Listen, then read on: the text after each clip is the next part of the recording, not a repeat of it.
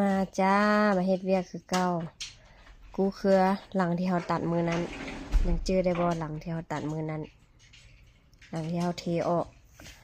มื้อนี้ก็ได้เวลามากูเครือออกแล้วตัดห้างไว้เป็น2 ทิศพุ่น2 ทิศ3 ทิศพุ่นติบ่2 ทิศจังได้มากูเครือออกบ่ทันอย่างคาผสมเกสรแน่คาเด็ดยอดเด็ดแหนงแล้วอยู่นอกแล้วเราจึงได้เข้าไปส่วนในจนว่าแห้วใบจนแห้วจนกรอบหมด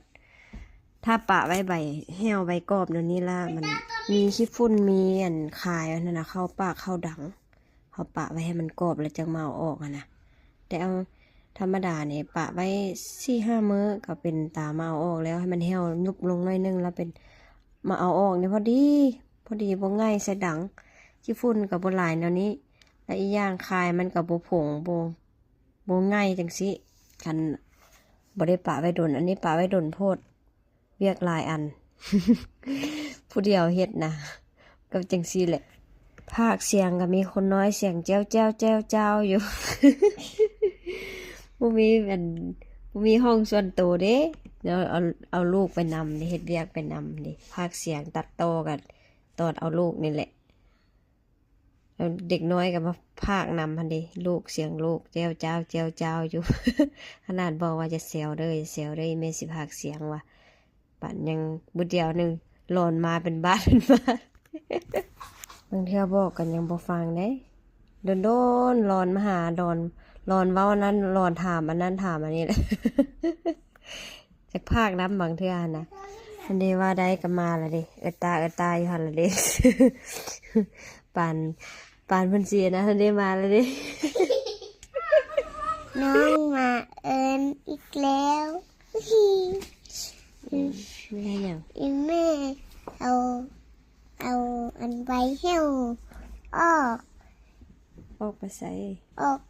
แล้วก็เอาออกไปนอกแล้วก็เอา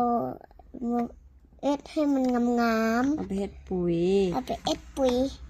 แล้วก็เอ็ดให้มันงาม อันเดงามปลูกไม้ ๆปลูกไม้ให้มันงาม ผักมา เอาผักแม่เฮ็ดหยัง อีแม่เห็ดเวียก เฮ็ดอย่างหยัง เห็ดเวียกหาเงิน หาเงินให้ไผ หาเงินให้ไวตาละต้น ให้ลูกเอาไปเฮ็ดหยัง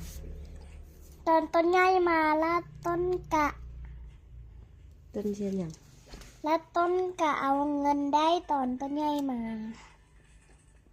ต้นใหญ่มาต้นยังสิเอาเงินนะแม่อยู่ว่ะลูกบ่หาเงินให้แม่จ่ายว่ะ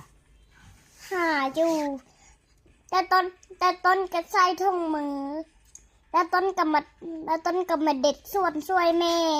โอ้แม่นว่ะ แม่ แล้วลูกสิเฮ็ดสวนช่วยแม่ได้ แม่น แล้วเฮ็ดหยังช่วยแม่อีก เห็ดอหยัง ตอนนี้ลูกคำฮู้อยู่ว่ะ คำหูอยู่ ฟังฮู้อยู่บอกฟังความอยู่ว่ะ ฟัง